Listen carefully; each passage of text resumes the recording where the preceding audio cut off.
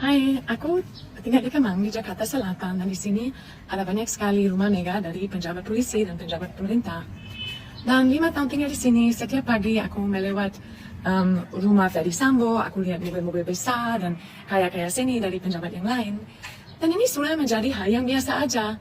Tapi sebenarnya ini bukan hal biasa. Dan kalau di negara aku, pasti pejabat tidak tinggal seperti raja. Jadi kalian boleh marah. Aku juga marah walaupun aku bukan orang Indonesia. Dan apalagi kehidupan kalian jauh lebih susah daripada kehidupan aku.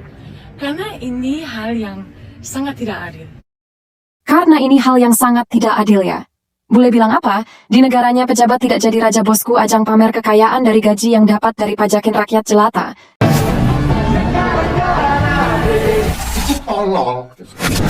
Ketika rakyat berjuang menghadapi mahalnya harga kebutuhan pokok, anggota DPR justru berjoget seolah sedang berpesta. Mereka berdalih, itu hanyalah tradisi setelah sidang. Tetapi, apakah pantas tradisi seperti itu dilakukan di tengah penderitaan rakyat? Ironisnya, momen ini terjadi bersamaan dengan isu kenaikan gaji DPR yang disebut mencapai ratusan juta per bulan. Sementara jutaan rakyat masih kesulitan memenuhi kebutuhan sehari-hari.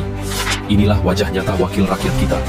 Mudah bergembira ketika kantong mereka terisi, namun tuli terhadap jeritan rakyat yang diwakilinya. Itu bukan sekedar tarian, melainkan bukti matinya empati dan nurani.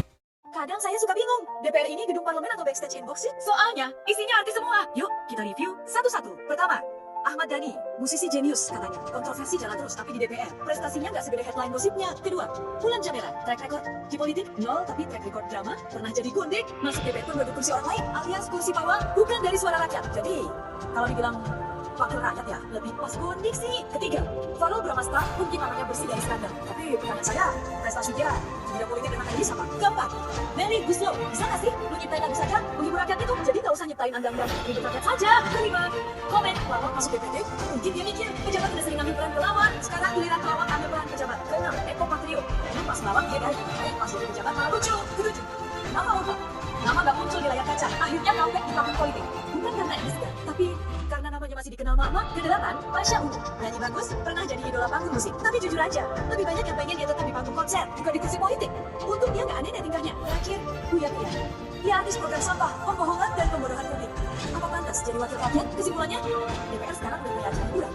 Ada dramanya, ada komedinya, ada nyanyinya. Cuma sayangnya, yang nggak pernah ada itu, ya kerjanya.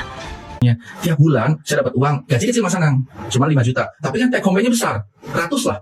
Tadi malam aja saya tiba-tiba dapat masuk uang ke rekening kemarin 40 juta untuk sesuatu kayak koordinasi apa orang gua ngapa-ngapain dapat uang lagi 40 juta, dapat uang lagi macam-macam gitu. DPR tidak kerja apapun tapi dihargai puluhan juta. Wow, keren ya.